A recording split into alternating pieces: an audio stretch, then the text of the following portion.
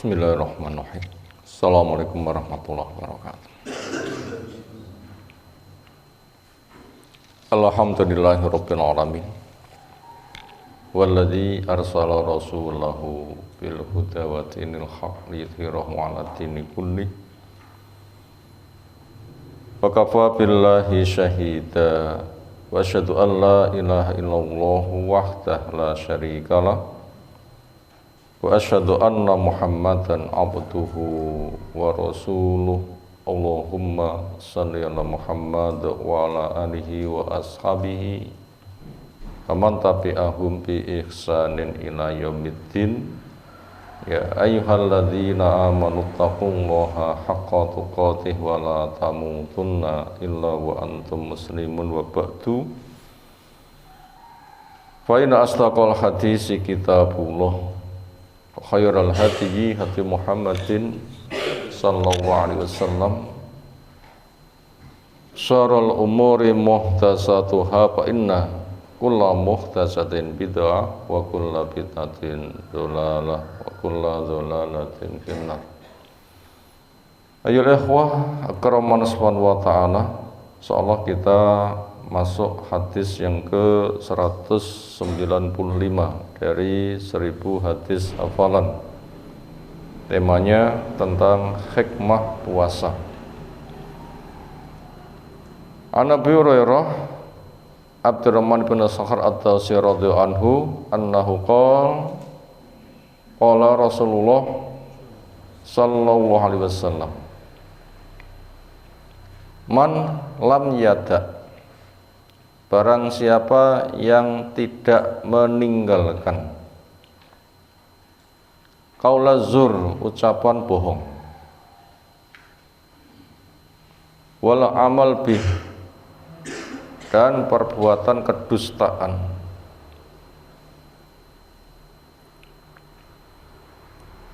falaisa lillah, maka tidak ada bagi Allah hajatun, kebutuhan, fi ayyada'a, bahwa dia meninggalkan ta'amahu wa syarabahu, makanannya dan minumannya. Rawal Bukhari, meriwayatkannya Imam Bukhari rahimahullahu ta'ala. Ayyul ikhwah akraman subhanahu wa ta'ala, apa saja pelajaran yang bisa kita ambil dari hadis di atas? Pertama, tetap perlunya menggali hikmah puasa kapanpun waktunya. Artinya ketika orang menggali hikmah puasa itu bukan semata di bulan Ramadan, momen-momen Ramadan. Tidak, tetapi kapanpun. Kenapa? Walaupun wajibnya berpuasa dari pelaksanaan rukun Islam itu di puasa Ramadan, tetapi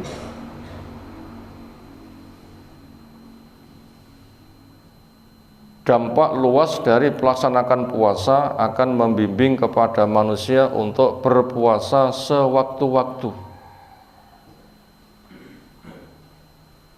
Karena kokohnya yang wajib akan terwujud ketika yang sunnah juga dikokohkan. Pertama, memang butuh pengawalan. Yang kedua, memang dampak.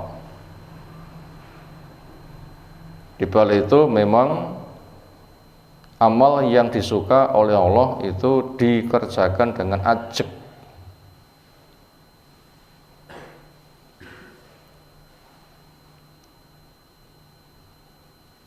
Lebih daripada itu, hikmah puasa yang memang sangat luas, akan memberikan pembentengan. Dan sementara orang itu butuh benteng. Kapan? Enggak semata di bulan Ramadan, tapi di semua waktu. Karena benteng yang ada, yang paling utama adalah benteng dari api neraka. dan ketetapan orang nanti diputuskan neraka atau surga itu pada akhir kehidupannya. Karena innamal a'malu bi khawatimiha, amal itu dinilai pada ujung akhir, dan orang tidak bisa memastikan matinya sedang puasa Ramadan. Maka daripada itu, penggalian hikmah dari puasa tetap sewaktu-waktu. Lebih daripada itu, buat orang yang selalu menjaga puasa, entah itu 1 bulan 3 hari, setiap pekan Senin dan Kamis, setiap waktu dengan selang hari,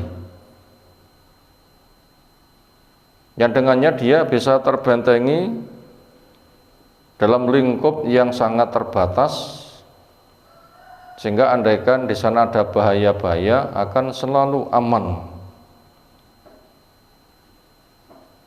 Maka karena hikmahnya yang sangat luas, makanya penggalian hikmah dari puasa itu adalah bisa sewaktu-waktu.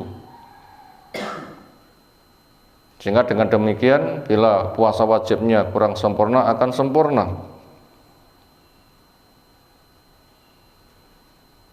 Bila puasa ada ancaman, puasa sunnah akan menjadi pengawalan. Ketika orang punya kebiasaan, nanti akan berdampak ia kerjakan setiap saat dari waktu yang sedang ia tempuh di dalam kehidupannya.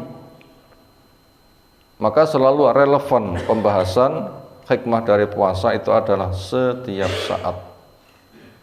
Maka daripada itu, jadikan puasa itu adalah kebutuhan kehidupan kita, karena kita butuh pengawalan, penjagaan, karena as-shaumu junnatun, puasa itu adalah tameng, benteng dari api neraka, dan kita akan bisa mati sewaktu-waktu. Bila mati kita pas terbentengi, nah harapannya tujuan kehidupan akan tergapai, yaitu mati husnul khotimah, dan asli kehidupan itu di akhirat. Ujung akhir itu menjadi kunci kesuksesan masa depan, maka siapkan pembentengan sewaktu-waktu. Pelajaran kedua,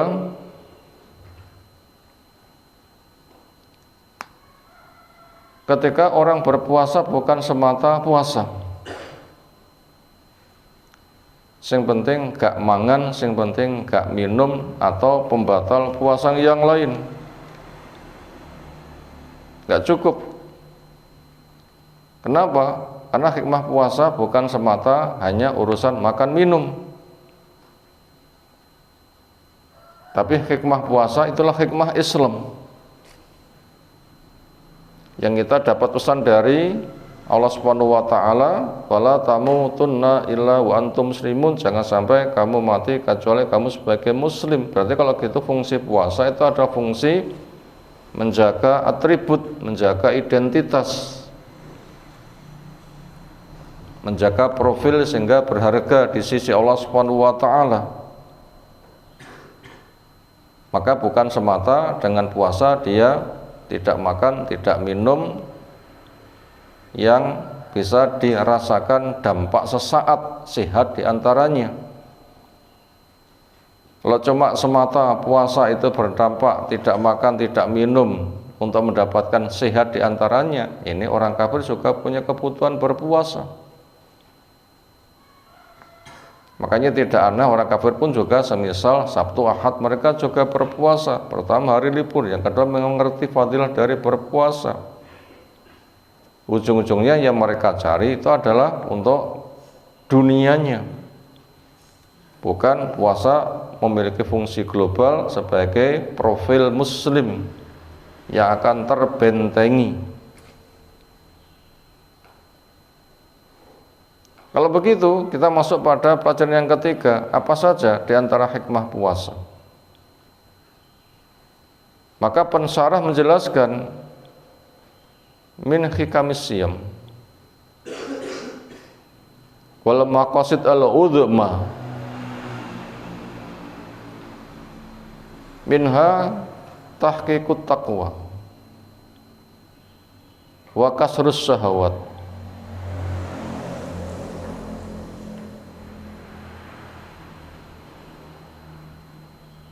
Wa tatawi'ul amal au kama qala musarrih. Di antara hikmah puasa, di antara maksud besar adanya puasa, pertama untuk penerapan takwa, pengekangan syahwat, dan pembimbingan supaya orang memiliki jiwa taat. Ini 3 hikmah besar dari berpuasa. Pertama, tahqiqut taqwa, perealisasian takwa. Karena memang puasa la'allakum tattaqun. Diprogramkan kamu jadi orang takwa. Nah, wujudkan takwa itu. Yang takwa itu merupakan wasiat Allah kepada orang diberi kitab yang dulu-dulu, orang sekarang, yang memiliki fadilah sangat besar. Akhiratnya terjaga neraka, masuk surga, dunianya banyak fadilah. Entah diberikan jalan keluar, rezeki datang dari arah yang tidak disangka, dimudahkan urusannya, diberi kecukupan, digugurkan dosanya, diberikan bimbingan hidayah. Maka itu nanti akan mudah terwujud perealisasian perwujudan takwa ketika orang itu memperbanyak puasa, karena di sana ada usaha mengendalikan, melatih, membiasakan, mengkondisikan di dalam kebaikan, sehingga jalan surga mudah dikerjakan penuh harap, jalan neraka mudah ditinggalkan dengan penuh waspada. Itu hikmah pertama, yang itu sangat besar. Yang kedua, menjadi pengekang dari syahwat. Yang dimaksud syahwat adalah syahwat yang liar, yang ingin menikmati setiap saat, yang sering tidak peduli halal atau haram, supaya kebutuhan syahwat dia di akhirat nanti akan betul-betul terwujud. Karena orang nggak bisa lepas dari syahwat. Di surga full syahwat. Allah menjelaskan falahum fiha ma yashtahun. Di surga akan mendapatkan apa yang jadi kebutuhan syahwatnya, seleranya. Siapa yang telah menghabiskannya di dunia, di sana nggak dapat apa-apa. Tapi siapa yang bisa mengendalikannya supaya di sananya utuh, sehingga syahwat akan tersalur dengan benar, maka keliarannya nanti bisa dipatahkan, dan itu membahayakan, supaya tidak liar seperti binatang. Karena orang kafir yang tidak terkendali syahwatnya itu seperti binatang. Ya Allah menjelaskan waladina kafaru yatamata'un wa yaqulun kama taqulu an'am. Orang kafir itu seneng-seneng makan-makan seperti hewan, sementara fungsi hewan sebagai sarana. Sementara manusia akan menjadi pewaris surga, otomatis sangat berbeda. Maka supaya betul-betul berbeda, manusia akan jadi pewaris surga, hewan itu sebagai sarana, ya jangan berperilaku seperti hewan. Maka syahwatmu nanti akan terkendali dengan cara berpuasa. Itu hikmah yang kedua. Lalu hikmah yang ketiga, sebagai tatwi'ul amal, melatih ketaatan di dalam beramal. Karena puasa itu ibadah yang bersifat terus. Sholat paling start sampai selesai setengah jam. Ada adzan, oh waktunya sholat, persiapan. Mandinya sekian menit, sholat sunnahnya sekian menit, perjalanannya sekian menit, sholat jamaahnya sekian menit, zikirnya sekian menit, ba'diyahnya sekian menit, pulangnya sekian menit, mungkin setengah jam selesai. Setelah itu nanti mikir yang lain-lain.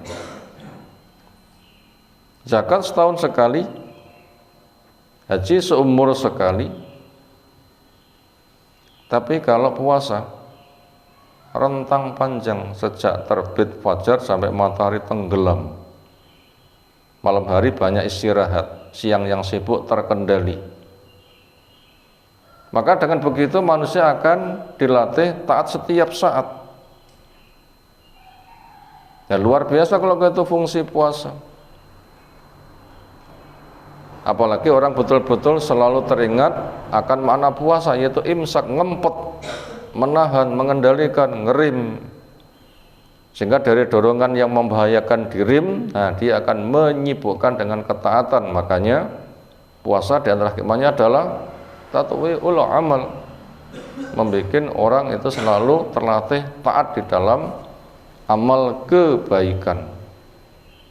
Maka daripada itu hadis di atas amat sangat jelas sekali sebagai sebuah takhdir, peringatan siapa-siapa yang puasanya ternyata dia tidak bisa menggali hikmahnya, mewujudkan takwa enggak ada, mengekang syahwat enggak ada, melatih di dalam ketaatan juga enggak ada, hanya semata dia tidak makan, tidak minum. Orang kafir pun juga bisa. Makanya dikatakan Allah enggak butuh kepada dia akan puasanya.